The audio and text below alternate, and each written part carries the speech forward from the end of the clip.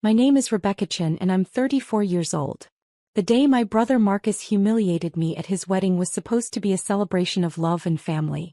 Instead, it became the day I finally showed my family exactly who they'd been underestimating for the past decade. But before I tell you how I shut down my brother's $180,000 wedding reception in front of 127 witnesses, you need to understand the pattern of behavior that led to that moment. I arrived at the Riverside Country Club at 2:47 p.m. on a perfect Saturday afternoon in June. The venue looked stunning. Manicured lawns, white tent pavilions, flower arrangements that probably cost more than most people's monthly rent. I'd chosen this location carefully 8 months ago when I purchased it, knowing Marcus had been obsessing over having his wedding here since he got engaged. The irony of what was about to unfold wasn't lost on me. I pulled up to the front entrance in my modest Honda Civic, watching as valets rushed to open doors for BMWs and Mercedes. When I stepped out, a valet approached me with a polite smile. "Welcome to Riverside Country Club. Are you here for the Marcus Chin wedding?" "Yes, I'm his sister," I said, handing him my keys. He took them, but before I could walk toward the entrance, my mother appeared at the top of the stairs. She was wearing a champagne-colored dress that probably cost $3,000, her hair perfectly styled, diamonds glinting at her throat. The moment she saw me, her expression shifted from elegant hostess to cold dismissal. "Rebecca," she said, descending the stairs with calculated grace. "You're here." Not, "I'm so glad you came," or, "You look lovely." Just the acknowledgement of my presence, delivered with the emotional warmth of a parking ticket. "Of course I'm here, Mom.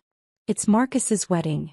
She looked me up and down, taking in my simple navy dress. Elegant but not flashy, appropriate but not expensive. I saw the judgment flicker across her face. "The service entrance is around the back," she said, loud enough that several arriving guests turned to look. "Family uses the front entrance. You're not really family." The words hung in the air like a slap. I counted 127 guests within hearing distance. Some already inside the lobby, others arriving, a few standing on the terrace with cocktails. All of them had heard. Some looked away uncomfortably. Others stared with undisguised curiosity. A few whispered to each other. My mother adjusted her dress with deliberate precision, as if she'd just handled an unpleasant but necessary task. "Marcus has a seating chart. You'll be at table 18 near the back. Please use the service entrance so you don't disrupt the other guests." Before I could respond, my brother Marcus appeared with his phone out, already filming.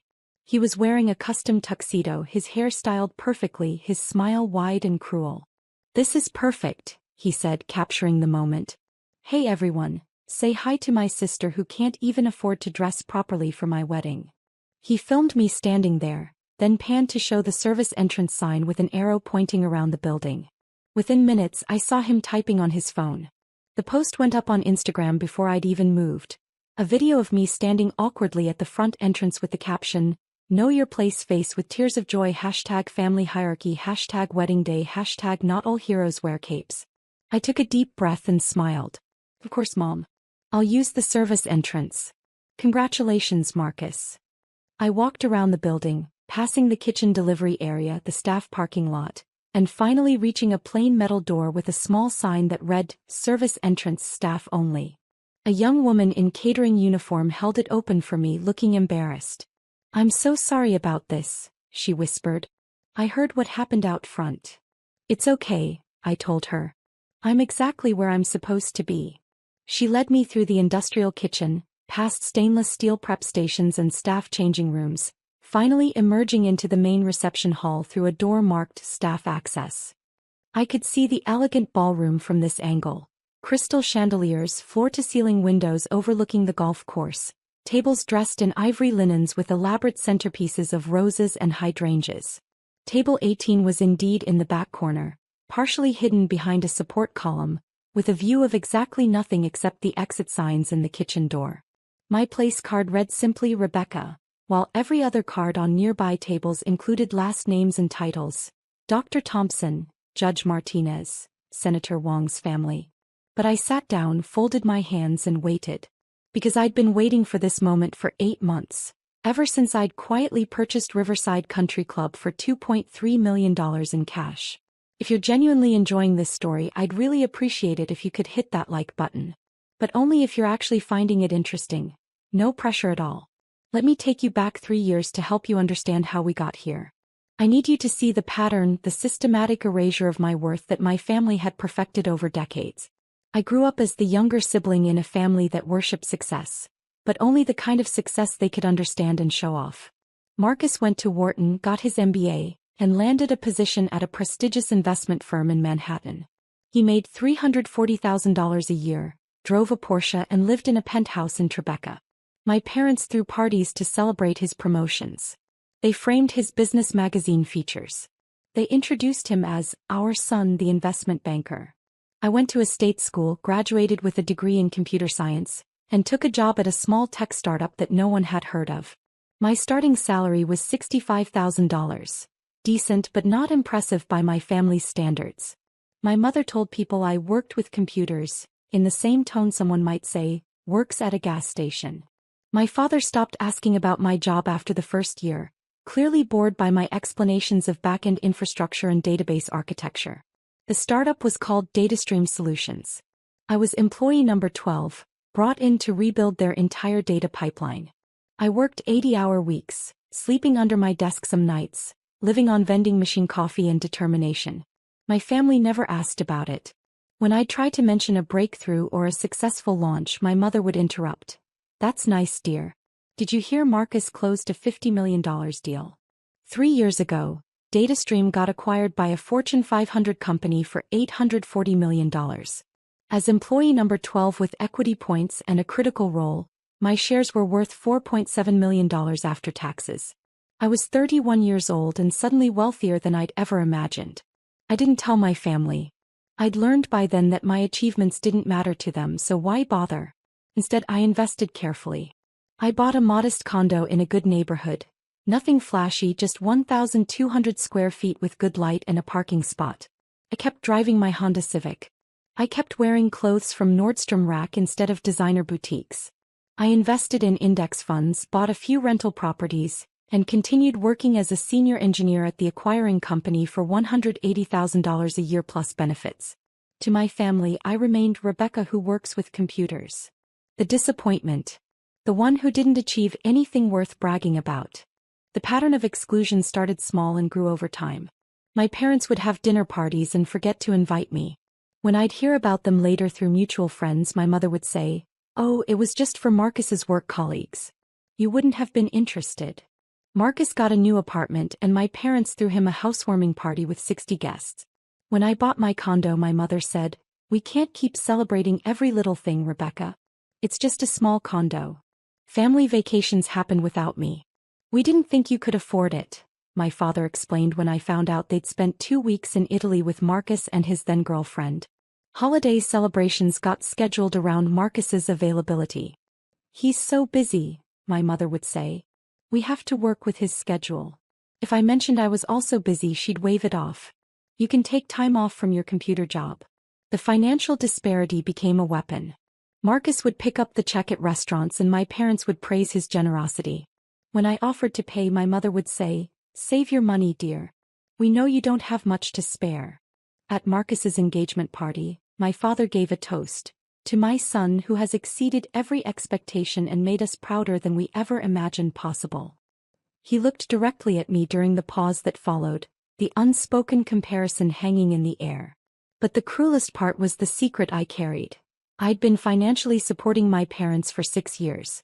It started when my father's consulting business hit a rough patch. He came to me embarrassed, asking for a loan of $10,000 to cover some expenses. "Just until we get back on our feet," he said. "Don't tell Marcus. You know how he is about money." I gave him $15,000, told him not to worry about paying it back. A month later, my mother needed help with a medical bill, $8,000. Then property taxes on their house, $12,000. Then my father's car needed repairs, $6,000. It became a pattern. Every month I'd transfer money to their account. Sometimes $2,000, sometimes $5,000, sometimes more. Over 6 years I'd given them $347,000. They never thanked me. They never acknowledged it in front of Marcus. They'd call me late at night when they needed money, their voices strained with financial stress. Then the next day at family dinner, they'd praise Marcus for picking up a $200 restaurant tab. I kept track of every transfer in a spreadsheet. Date, amount, reason given, total running balance. I told myself I was helping family, being a good daughter. But deep down I knew the truth. I was buying scraps of acknowledgement, hoping that someday they'd see my worth. They never did. And now, sitting at table 18 in the back corner of the ballroom I owned, watching guests filter in through the front entrance I'd been banned from using, I was done hoping. The ceremony was held on the lawn overlooking the golf course. I watched from my terrible seat as Marcus married Jennifer, a corporate lawyer from his firm. She was beautiful, successful, and from the kind of old money family that my parents desperately wanted to impress. The ceremony was perfect. String quartet, silk ribbon decorations, rose petals scattered on the aisle runner. My mother cried elegant tears. My father beamed with pride. I wasn't included in the family photos. When the photographer called for immediate family, my mother physically turned her back to me, creating a wall with her body that made it clear I wasn't to approach. I watched from my seat as they posed. Parents, bride, groom, Jennifer's family. Not one person looked my way or suggested I join. The reception began at 5:30 p.m. Cocktails were served on the terrace while guests mingled and admired the venue. I heard at least 20 people compliment the location. "This place is stunning. How did you find this venue? This must have cost a fortune." Marcus accepted the praise as if he'd personally created the grounds and buildings with his bare hands. Dinner was a 5-course meal. Butternut squash soup, arugula salad with candied pecans, a palate cleanser of champagne sorbet, herb-crusted lamb with roasted vegetables, and a trio of desserts. At table 18 I was served the same meal as everyone else, though the server looked apologetic as she set down my plates. She was one of the staff members I'd met with when I bought the club, and I could see she recognized the cruelty of my seating assignment. "Everything's delicious," I told her warmly. "Please thank the kitchen staff." She smiled relieved. "Of course, Ms. Chin." My mother was at table 1, the head table directly in front of the dance floor. I watched her hold court, accepting compliments from guests, laughing at jokes, playing the role of proud mother of the groom. She didn't look in my direction once during the entire dinner service. Between the main course and dessert, Marcus stood up to make a speech. He thanked everyone for coming, told a charming story about how he met Jennifer, thanked his parents for their support and sacrifice. "My parents gave me every advantage," he said, voice thick with emotion. "They invested in my education, believed in my potential, and taught me the value of success. Everything I am today I owe to them." The room applauded. My father wiped his eyes. My mother glowed with pride. Marcus continued, "And they taught me an important lesson. Family is everything. Family supports each other. Family lifts each other up. Family celebrates success together." He raised his glass. "To family." "To family," the room echoed. I took a sip of my wine and checked my watch. 7:15 p.m. Perfect timing. After dessert the dancing began. The DJ played upbeat music and guests flooded the dance floor. I remained at table 18 watching the celebration from my exile. A few distant relatives stopped by to say hello, clearly uncomfortable with my isolation but not uncomfortable enough to challenge it. "You look well," they'd say. "How's work?"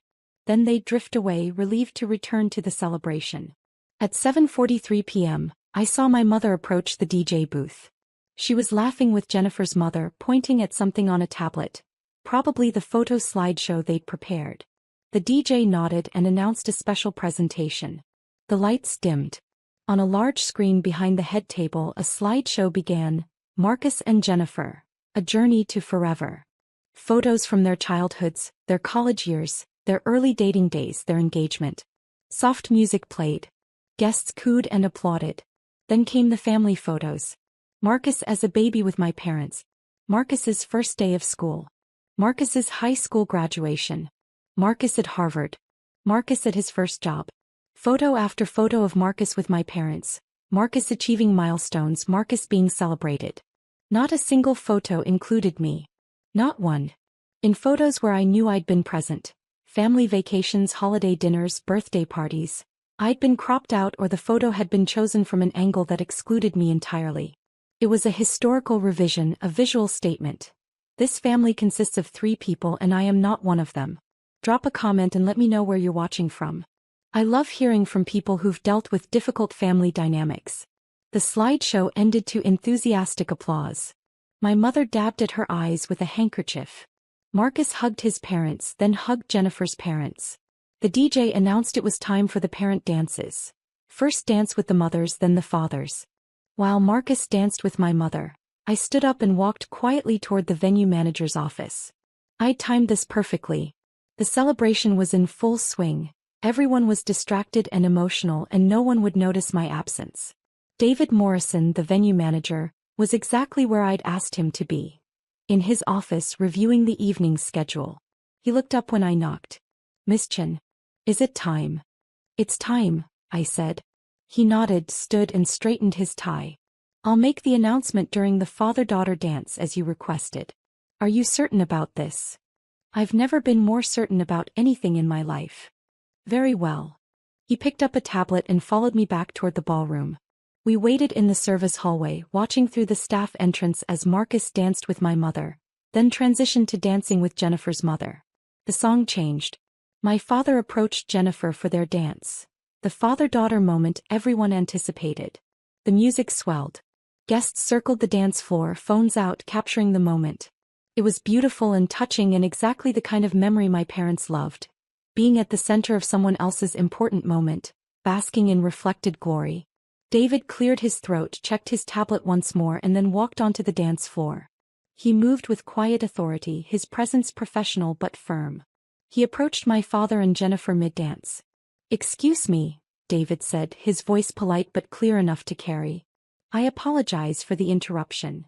The music didn't stop immediately, so David gestured to the DJ who faded the song. The sudden silence was jarring. All 127 guests turned to look. My father, confused and annoyed, stopped dancing. "What's the meaning of this?" he demanded. "This is my son's wedding." David maintained his professional composure. "Sir, I'm David Morrison, the venue manager here at Riverside Country Club. I need to speak with you regarding this evening's event." My mother had pushed through the crowd now, her face tight with anger. "This is highly inappropriate. We paid for this venue. Whatever problem you have can wait until after the reception." "Actually, ma'am, that's precisely what I need to address." David looked around the room, making eye contact with several guests. "I've been informed that there's been a significant misunderstanding about this venue and tonight's arrangements." Marcus stepped forward, his confidence radiating. He'd dealt with difficult vendors before. This was just another person who needed to be managed. "Look, Morrison, we booked this place 6 months ago. We have a contract. Whatever issue you think you have, it can be handled through proper channels. Right now you're interrupting my wedding reception." "I understand, Mr. Chin. However, I'm not here about the booking or the contract." David consulted his tablet. "I'm here because the property owner has requested that I make an announcement regarding ownership of Riverside Country Club." The room had gone completely silent. Every person was watching, many still holding up their phones, inadvertently recording what was about to happen. I could see confusion on most faces, curiosity on others. My mother's expression had shifted from anger to uncertainty. "The owner," my father said. "What does the owner have to do with anything? We're paying customers." "That's just it, sir. You're not." David turned slowly, scanning the room until his eyes found me standing near the service entrance. He lifted his hand and gestured in my direction. "Ladies and gentlemen, I'd like to introduce you to Ms. Rebecca Chen, who purchased Riverside Country Club 8 months ago for $2.3 million. She is the owner of this property, and she has been since October of last year." You could have heard a pin drop in that ballroom. Every head turned toward me. Phones pivoted, capturing my face. I stepped out of the shadows near the service entrance and walked slowly toward the center of the room, my modest navy dress suddenly feeling like armor. My mother's face had gone completely white. My father stood frozen, his mouth slightly open. Marcus looked like someone had physically struck him. Confusion, disbelief, and dawning horror crossing his features in rapid succession. "What?" my mother whispered. That's not possible." I reached the edge of the dance floor and stopped. "Hello, Mom. Marcus. Beautiful wedding. Really beautiful venue, isn't it? I thought so too when I purchased it last October." You're lying, Marcus said, his voice cracking. You can't afford, you don't have, there's no way. I have the property deed, the purchase documents, the LLC formation papers, and 8 months of ownership records, I said calmly. David, would you like to continue? David nodded. Miss Chin specifically chose not to reveal her ownership when the venue was booked. She paid for all the services tonight personally. The catering, the bar, the DJ, the flowers, the tables, chairs, everything. The $47,000 deposit your family paid 6 months ago? Miss Chin had that transferred into an escrow account. You'll receive a full refund. My father found his voice. Rebecca, what is this? Some kind of joke. No joke, Dad. Just the truth. I own this property. I paid for this entire reception. The country club you've been bragging about to all your friends for 6 months? The prestigious venue Marcus was so proud to book? I let him book it. I looked around at the 127 witnesses, their phones still recording. The service entrance I was told to use because I'm not really family? Also mine. Jennifer, Marcus's new bride, spoke for the first time. I don't understand. If you own this place, why didn't you say something? Why did you let them treat you like that? Because I needed everyone to see exactly who they are, I said simply. I needed witnesses. I needed it documented. I looked at Marcus. I especially needed that Instagram post you made, Marcus. Know your place, with the hashtag family hierarchy? That's going to be really interesting evidence. Evidence, my mother said faintly. Evidence for what? For the lawsuit I'll be filing if anyone in this room tries to claim this was some sort of elaborate prank or that I'm lying. I have 8 months of property records, tax payments, insurance policies, and business licenses. I have the LLC formation documents showing I'm the sole owner. I have bank statements showing the $2.3 million purchase. Would you like David to show you the deed with my name on it? The room remained silent. I could see some guests exchanging glances, others looking down at their phones, probably already texting friends about what they were witnessing.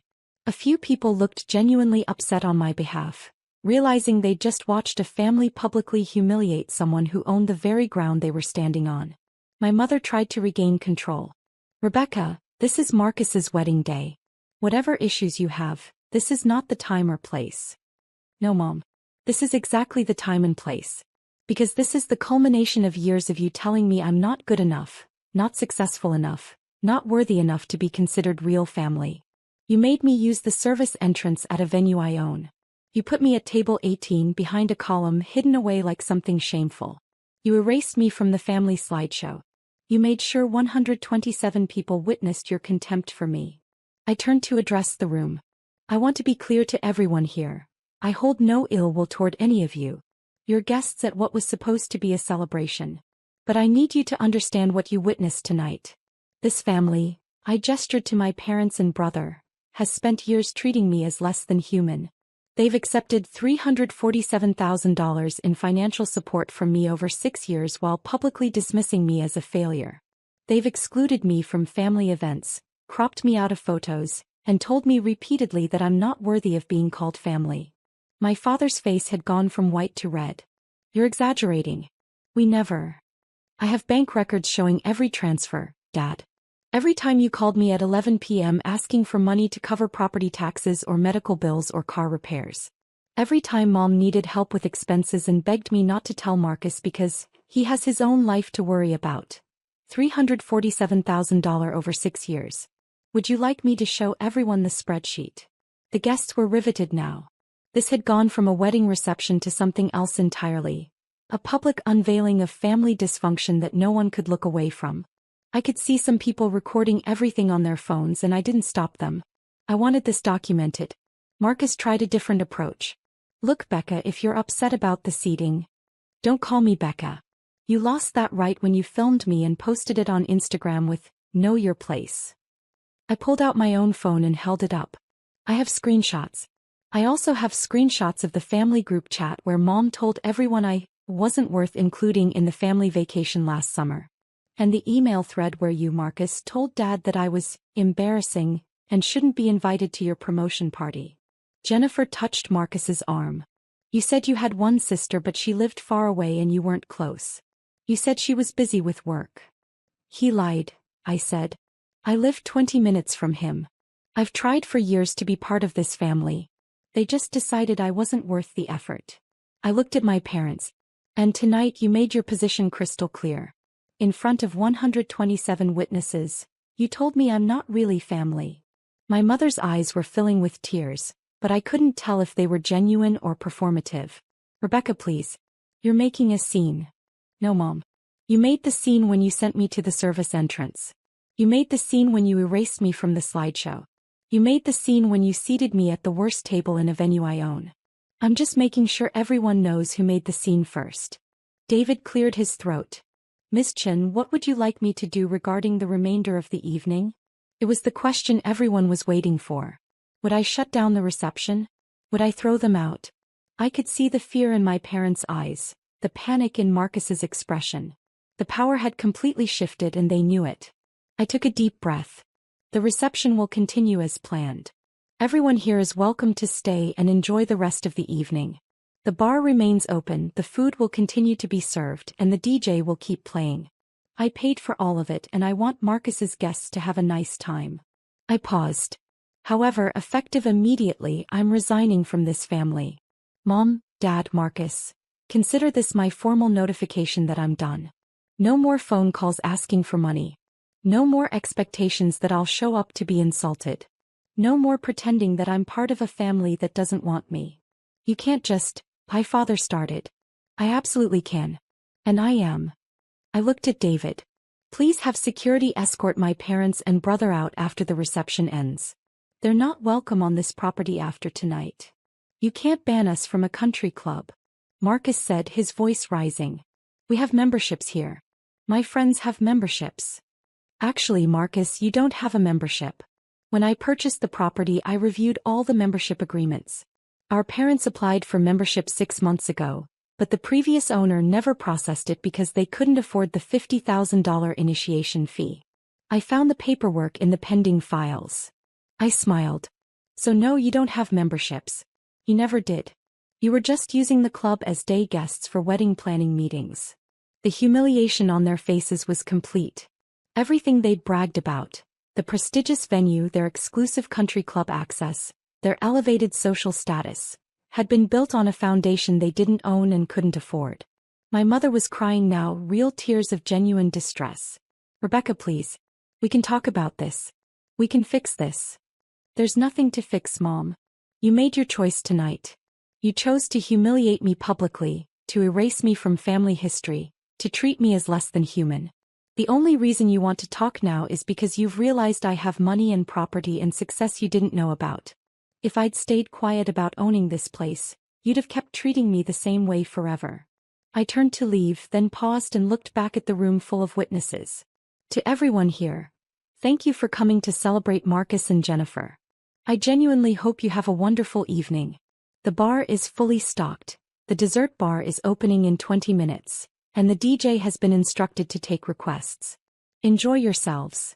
I looked at my parents one final time. And please feel free to use the front entrance when you leave. Unlike me, you'll get that privilege. I walked out through the front entrance, not the service entrance, with my head high and my shoulders back. Behind me, I could hear the murmur of 127 people trying to process what they'd just witnessed.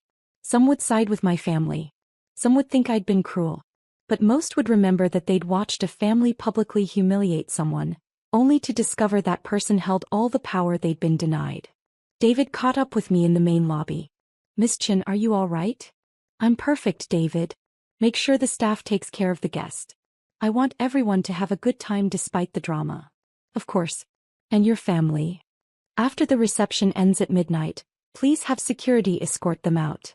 Change all the access codes, update the membership records, and make sure they understand they're not welcome back. Understood. He hesitated. For what it's worth, what you did in there took tremendous courage. It took 8 months of planning and $2.3 million, I said. But yes, it also took courage. I drove home that night, got into comfortable clothes, poured myself a glass of wine, and finally let myself feel everything I'd been holding back. I didn't cry, I was past tears. I felt lighter, like I'd been carrying a weight I didn't know I could put down.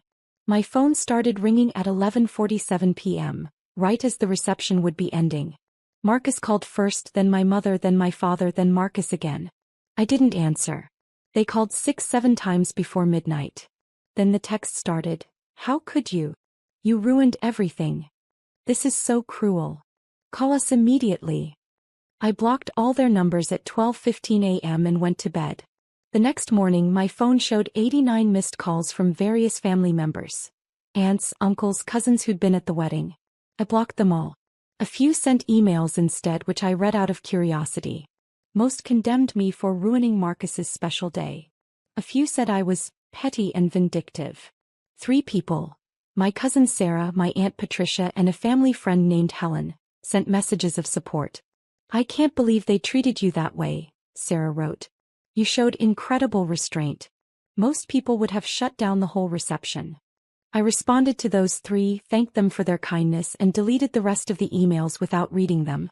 2 weeks later, I received a letter from an attorney representing my parents. They were demanding I return the $347,000 they claimed I stole from them. The letter stated that the money was given under false pretenses, and that I had manipulated vulnerable elderly people. I forwarded the letter to my own attorney with copies of every bank transfer, every text message begging for money, every email about unpaid bills. My attorney responded to their attorney with a simple message. Ms. Chin has extensive documentation showing that all funds were gifts freely given. If your clients persist in making defamatory claims, we will file a countersuit for harassment and defamation.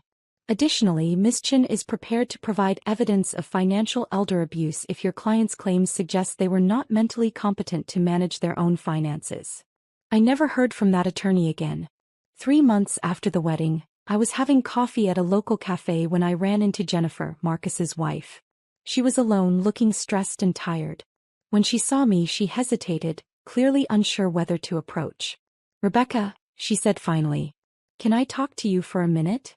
I gestured to the empty chair across from me. Sure. She sat down, ordered a latte, and then said, I owe you an apology. I didn't know about any of it. Marcus told me you were distant, that you'd chosen not to be close to the family. He never mentioned that they treated you the way they did. Did he tell you I'd been sending them money for 6 years? No. I found out because your mother called me crying 3 weeks after the wedding, begging me to convince you to start sending them money again. She said they were going to lose their house. Jennifer looked down at her coffee. That's when I started asking questions. Marcus finally admitted they'd been borrowing money from you for years. He claimed it was no big deal, that family helps family. Did he mention that they never once thanked me? Or that they spent those same years telling me I was a failure? No. He didn't mention that either. She took a breath. I also found out that he knew about DataStream. He knew about your acquisition payout. He's been following the tech industry news for years. It's part of his job. He knew you made millions and he never said anything. That actually surprised me. He knew. He knew. And he deliberately kept it from your parents because, and these are his words, if they knew she had money, they'd stop respecting my success. Jennifer's hands were shaking slightly. He wanted you to stay small in their eyes so he could stay big. The cruelty of that took my breath away. It was one thing for my parents to be oblivious, to genuinely not know about my success. But Marcus knew, and he'd actively worked to keep me diminished in our parents' estimation. He'd protected his status as the golden child by ensuring I stayed the family disappointment. I'm filing for divorce, Jennifer said quietly. That's why I wanted to talk to you. I need you to know that I didn't know, and I'm sorry I didn't speak up that night. I should have said something when they made you use the service entrance. I should have questioned why you weren't in the family photos. I was so caught up in wedding planning and trying to fit into his family that I didn't pay attention to what was really happening. You're not responsible for their behavior, I told her. And you're not responsible for Marcus's lies. Maybe not. But I participated in it by staying silent. That makes me complicit. She pulled out an envelope and slid it across the table. This is from the wedding. I thought you should have it. I opened the envelope. Inside was a check for $47,000, the deposit my family had paid for the venue, which I'd put into escrow and planned to return eventually. I can't take this, I said, pushing it back toward her. Yes, you can.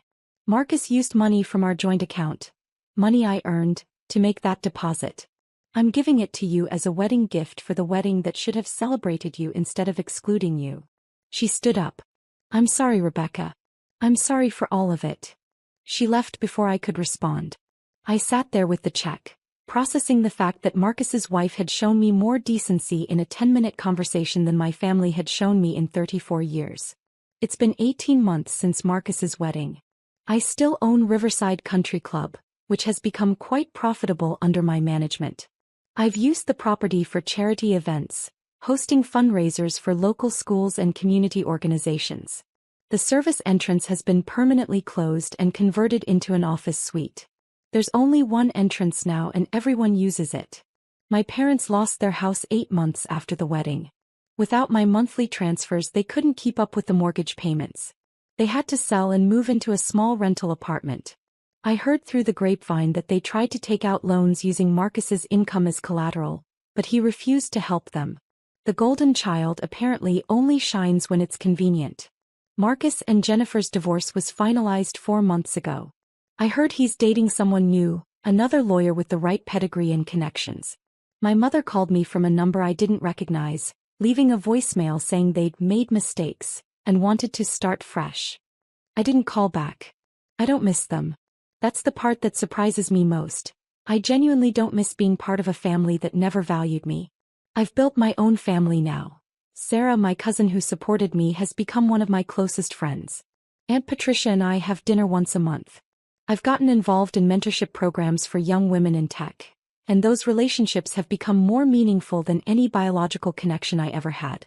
Last week I was having dinner with a group of friends, people I'd met through work and community activities, people who knew me as Rebecca the successful businesswoman and property owner, not Rebecca the family disappointment. One of them asked about my family and I realized I hadn't thought about them in weeks. I don't talk to them anymore, I said. They made it clear I wasn't worth their respect, so I made it clear they weren't worth my time. My friend nodded. Good for you. Family is supposed to lift you up, not tear you down. And that's exactly right. Family, real family, celebrates your success, supports your dreams, and treats you with basic human dignity. Anything less than that isn't family. It's just people who happen to share your DNA. I learned that lesson at my brother's wedding, standing at the service entrance of a country club I owned, watching 127 people witness my family's cruelty. I learned that sometimes the most powerful thing you can do is let people reveal exactly who they are, then walk away with your head high and your dignity intact. Marcus got his perfect wedding at his perfect venue. My parents got to play the role of proud family for 127 witnesses. And I got something much more valuable. Freedom from people who would never see my worth no matter what I achieved. The service entrance is closed now. Everyone comes through the front door. Everyone is welcomed with respect. And if anyone ever tries to tell someone they're not really family on my property, they'll be the ones using the exit. I'm Rebecca Chin. I'm 34 years old. I own a successful country club, have investments worth over $8 million, and I'm surrounded by people who actually care about me. My biological family humiliated me in front of 127 witnesses, thinking I was powerless. They were wrong. And now they know it. And I've never been happier in my entire life.